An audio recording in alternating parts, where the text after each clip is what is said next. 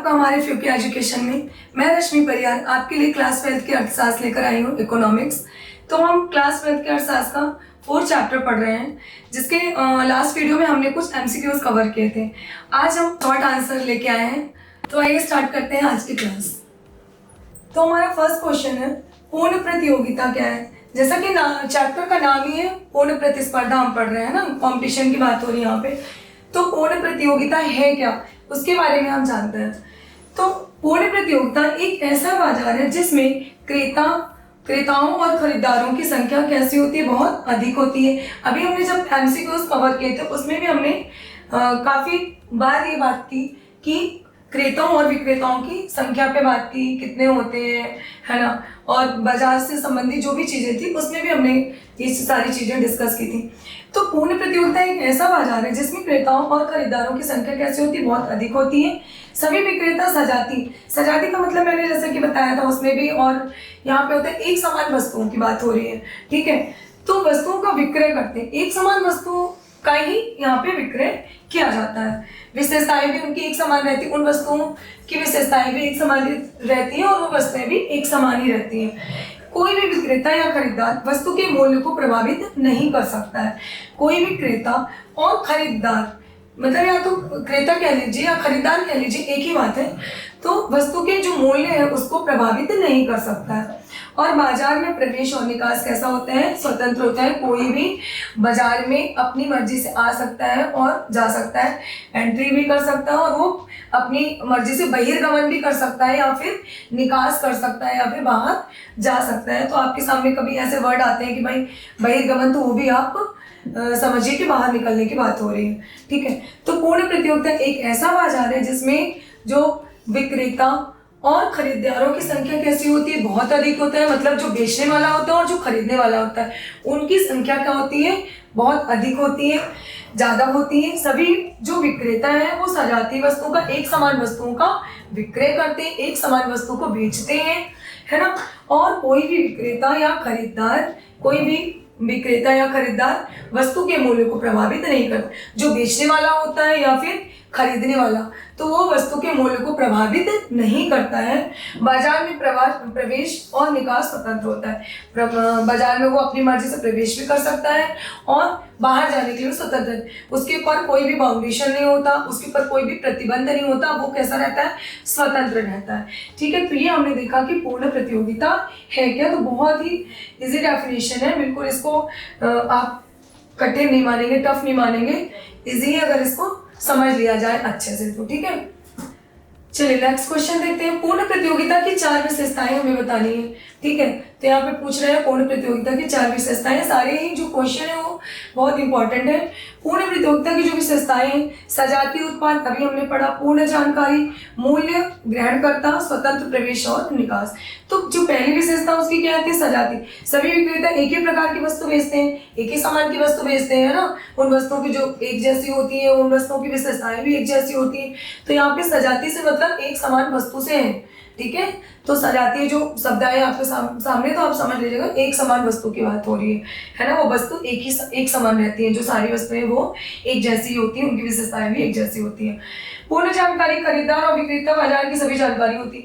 यहाँ पे जो खरीदार होता है, जो खरीदने वाला होता है और जो बेचने वाला, दोनों को बाजार से संबंधित पूरी जानकारी होती है। तो यहाँ पे पूर्ण जानकारी की बात हुई, ठीक है। तो सारे दोनों पॉइंट हमने देख लिया। फिर मूल्य ग्रहण करता, विक्रेता और खरीदार मूल्य को स्वीकार करते हैं। भाई जो बेचने वाला होता है और जो खरीदने वाला होता है, तो एक मूल्य को वो क्या करते हैं, स्वीकार। भाई जितने लोग विक्रेता बेचना चाह रहे हैं और जो खरीद, तो दोनों को एग्री होना पड़ता है, स्वीकार करना पड़ता है उस मूल्य को, जो कीमत निर्धारित है, ठीक है। स्वतंत्र प्रवेश और निकास, इसका मतलब अभी आपने समझा कि भाई बाजार में कोई भी प्रवेश कर सकता है और बाहर जा सकता है, उसमें उसके ऊपर कोई प्रतिबंध नहीं होता है, कोई अंकुश नहीं होता, वो स्वतंत्र होता है, ठीक है। उसको पूरी फ्रीडम होती है कि वो बाहर आ जाए, बाहर चला जाए या फिर प्रवेश कर जाए जब भी उसकी इच्छा हो, ठीक है। तो ये हमने देखी इसकी कुछ विशेषता है। अब हमारा नेक्स्ट क्वेश्चन है, पूर्ण प्रतियोगिता में मांग वक्र का स्वरूप, ठीक है। ये भी आपको बहुत इंपॉर्टेंट है कि पूर्ण प्रतियोगिता में एक विक्रेता के लिए मांग वक्र क्षैतिज रेखा, हॉरिजॉन्टल लाइन के रूप में होता है। अभी मैंने इसको आपको एमसीक्यूज में भी हमने इस चीज पर डिस्कस किया है, क्योंकि ये इंपॉर्टेंट है, आता है। इसका अर्थ है कि एक विक्रेता किसी भी मात्रा में सामान उसी बाजार मूल्य पर बेच सकता है।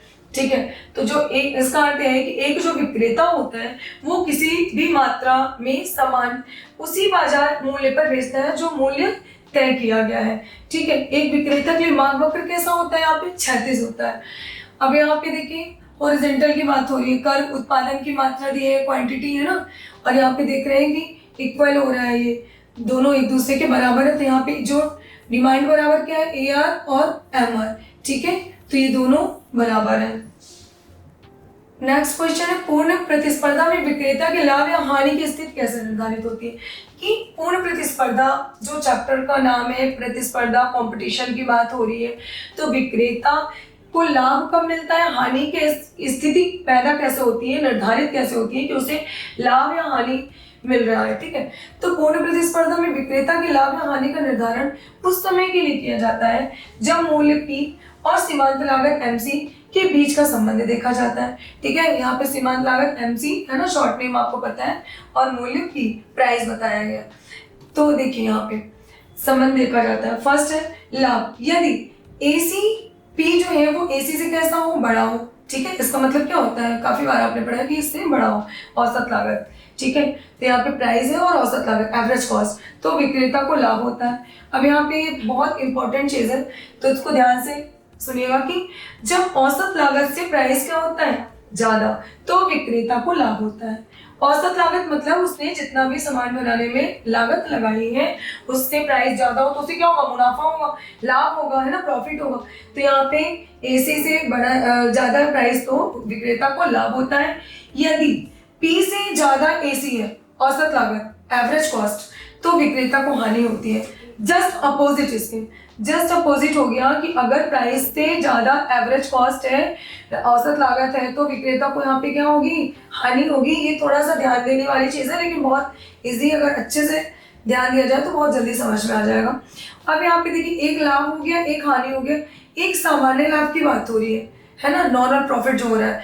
तो यहाँ पे P बराबर AC, मतलब प्राइस और जो एवरेज कॉस्ट है वो एक दूसरे के बराबर है, तो विक्रेता को कैसा लाभ प्राप्त होता है, सामान्य। ठीक है, तो यहाँ पे आपने देखा कि उसको ज्यादा लाभ कब प्राप्त हो रहा है, हानि कब मिल रही है, और उसका जो बराबर जो सामान्य लाभ है वो कब मिल रहा है। तो ये चीज आपको एकदम याद रखनी है। अब यहाँ पे क्या है कि AC और एवरेज कॉस्ट से ज्यादा अगर प्राइस है तो लाभ होगा, जस्ट इसके अपोजिट हो जाएगा कि अगर प्राइस से ज्यादा एवरेज कॉस्ट है तो हानि हो जाएगी। और अगर P बराबर AC है, प्राइस और एवरेज कॉस्ट दोनों ही इक्वल है, बराबर है, तो विक्रेता को कैसा लाभ प्राप्त होगा, सामान्य लाभ। तो ये तीनों चीजें आपके सामने क्लियर है, तो ये वेरी इंपॉर्टेंट है ये क्वेश्चन। अब यहाँ पे पूर्ण प्रतियोगिता में मूल्य निर्धारण कैसा होता है। ठीक है, तो पूर्ण प्रतियोगिता में यह आपको बार बार आएगा इसमें मूल्य निर्धारण, क्योंकि ये भी बहुत इंपॉर्टेंट चीज है, तो आपके सामने ये चीजें बार बार आएंगी, तो इसको समझना है अच्छे से। पूर्ण प्रतियोगिता में कीमतें मांग आपूर्ति के आधार पर तय होती है। पूर्ण प्रतियोगिता में जो कीमतें हैं कैसे तय की जाती हैं, है ना, तो वो मांग और आपूर्ति, भाई डिमांड कितनी है और सप्लाई कितनी है, उसके आधार पर तय होती है। ये ध्यान रखना है कि पूर्ण प्रतियोगिता में जो कीमतें है वो कैसे तय होती है, मांग और आपूर्ति के आधार पर होती है ना, जो डिमांड और सप्लाई उसके आधार पर तय की जाती है कीमतें। प्रत्येक फर्म जो है मूल्य ग्रहण करता, प्राइस टेकर होती है। ठीक है, मूल्य को ग्रहण करता होती है। फर्म को बाजार में निर्धारित मूल्य पर ही अपना उत्पाद बेचना होता है। जो फर्म है, जो बाजार में एक मूल्य को निर्धारित कर दिया गया है, उसी मूल्य पर उसको अपना उत्पाद जो उसने बनाया है उसको उसी प्राइस पर बेचना होता है। ठीक है, तो ये क्लियर है। अब नेक्स्ट क्वेश्चन है, पूर्ण प्रतिस्पर्धा में विक्रेता मूल्य निर्धारण को क्यों नहीं कर सकता। ठीक है, तो यहाँ पे ये पूछ रहे हैं कि जो मूल्य निर्धारण होता है तो यहाँ पे विक्रेता क्यों नहीं कर सकता, जो बेचने वाला था वो क्यों नहीं करता है।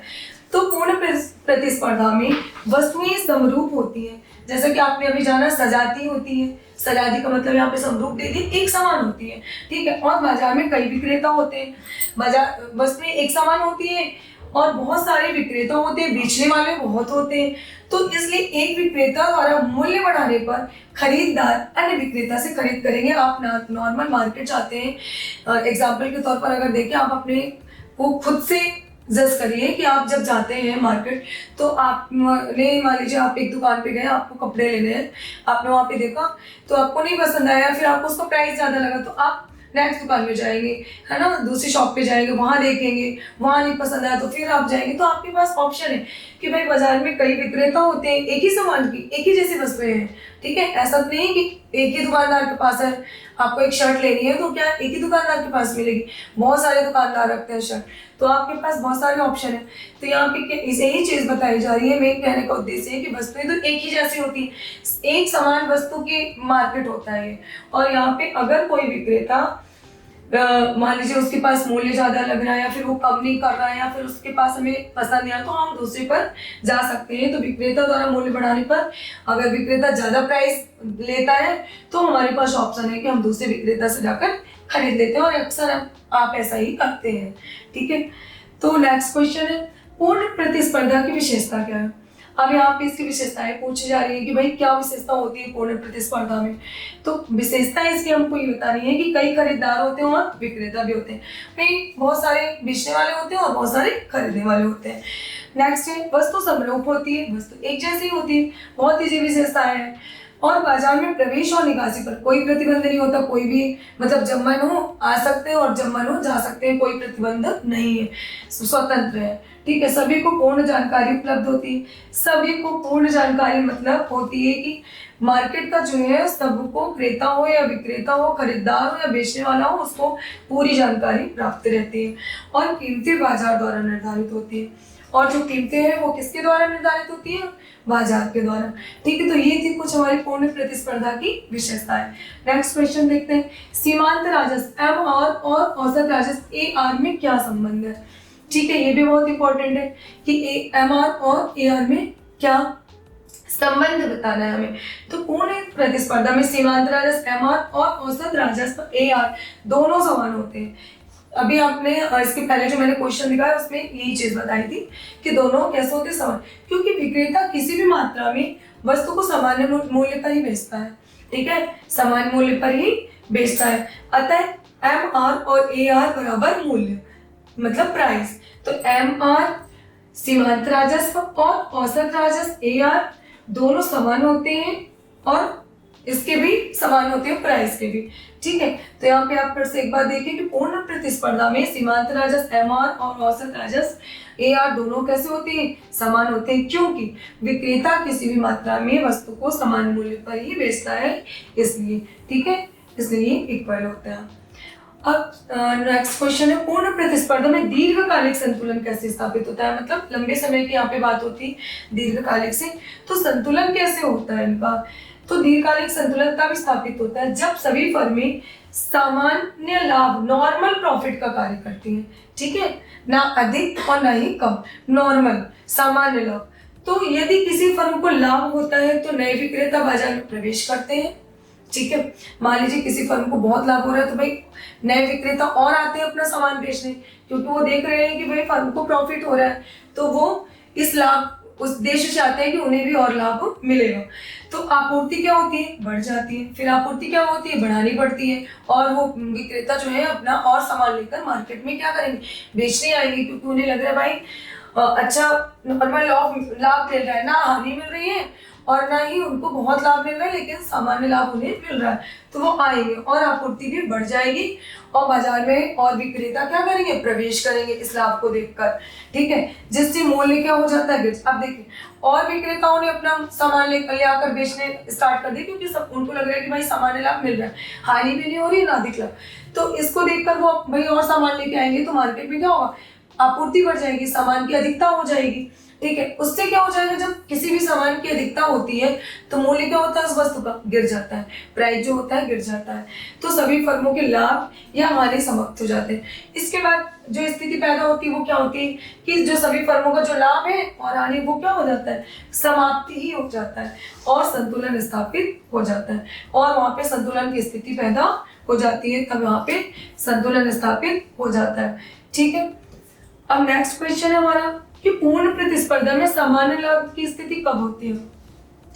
अब ये आपने एमसीक्यूज में भी दे सकते हैं, ठीक है, लेकिन अगर आपने इसको पूरा कॉन्सेप्ट समझ लिया है तो इसको आप लॉन्ग आंसर में भी लिख सकते हैं और शॉर्ट आंसर में भी जब कुल राजस्व TR और कुल लागत TC बराबर होते हैं।